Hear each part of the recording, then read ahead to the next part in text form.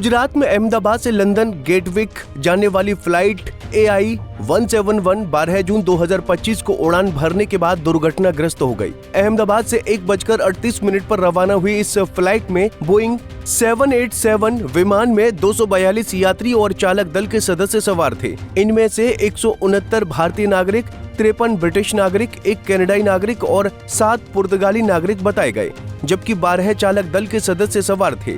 ताज़ा जानकारी के मुताबिक इस विमान हादसे में मरने वालों का आंकड़ा 275 पहुंच गया है, क्योंकि विमान जिस छात्रावास की बिल्डिंग से जाकर टकराया, उस बिल्डिंग में पहले से ही मौजूद कुछ लोगों की भी इस हादसे में दर्दनाक मौत हुई है। मृतकों के शवों को रखने के लिए 100 ताबूत का ऑर्डर दिया गया। बड़ोदरा के शख्स ने बताया कि एयर इंडिया के मैनेजर ने फोन कर ताबूतों का ऑर्डर दिया। अहमदाबाद सिविल अस्पताल में अभी तक 248 शवों की DNA जांच पूरी की जा चुकी है, जिनमें महज 6 का ही DNA मैच हुआ है और अब तक 270 से ज्यादा शवों का पोस्टमार्टम किया जा चुका है, जबकि 8 शवों की शिनाख्त की गई है। इस प्लेन में गुजरात के पूर्व CM विजय रूपाणी भी शामिल थे, जिनकी भी मौत की पुष्टि की जा चुकी है। इतने बड़े हादसे से मानो पूरा देश गहरे शोक में डूब गया है। हादसे से भयभीत होकर एयर इंडिया ने अपने सभी सोशल अकाउंट्स की DP ब्लैक कर दी है। पीड़ित परिजनों की आंखों में गहरे गम के आंसू हैं। मानो एक आस है कि काश कोई एक बार आकर कह दे कि कुछ भी नहीं हुआ है, मैं ठीक हूँ। प्रधानमंत्री मोदी ने हादसे की जगह का दौरा किया है और अधिकारियों के साथ रिव्यू मीटिंग ली है। इतना ही नहीं, PM मोदी ने विजय रूपाणी के परिवार से भी मुलाकात कर उनके साथ अपनी संवेदनाएं व्यक्त की हैं। कुल मिलाकर इस हादसे ने मानो देश के हर संवेदनशील नागरिक को अंदर से तोड़कर रख दिया है। हादसे के बाद से कई गंभीर सवाल उठाए जा रहे हैं। सवालों के जवाब, सवालों से उपजे सवाल अपनी जगह पर हैं, लेकिन इस विमान हादसे के बाद एक विज्ञापन की बेहद चर्चा है। ये विज्ञापन 12 जून 2025 यानी हादसे वाले ही दिन मिड डे अखबार में प्रकाशित हुआ है। इस संयोग की सोशल मीडिया पर जमकर चर्चा हो रही है। इसे लेकर लोग जमकर कमेंट और शेयर कर रहे हैं। दरअसल मिड डे अखबार में 12 जून की सुबह एक विज्ञापन प्रकाशित हुआ था।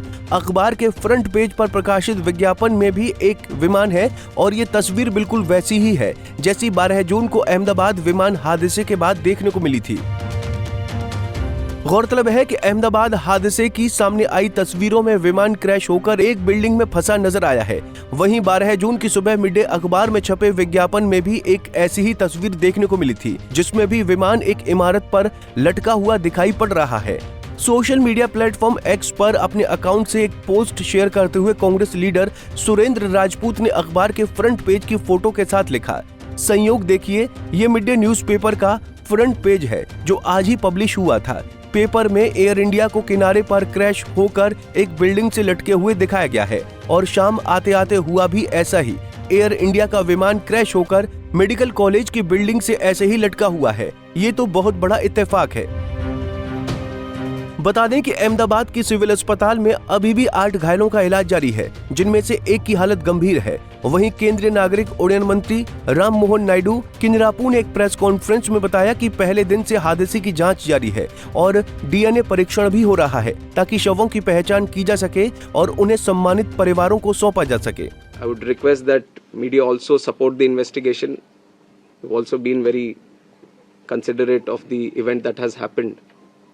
And in fact, the personal stories of the people who have lost their lives, it's very heart-wrenching to see the individual stories.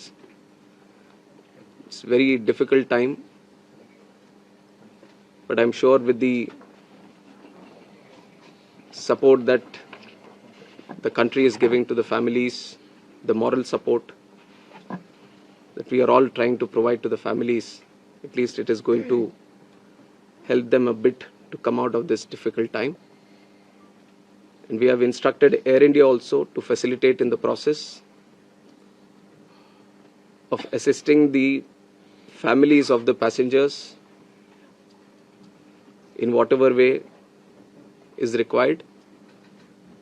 The DNA testing is also happening on one side so that the bodies can be identified and be given to the respected families. So the government of Gujarat is coordinating with that. They are on the ground since the time of the crash, and they've been facilitating with all the efforts, all the measures that are required on their side.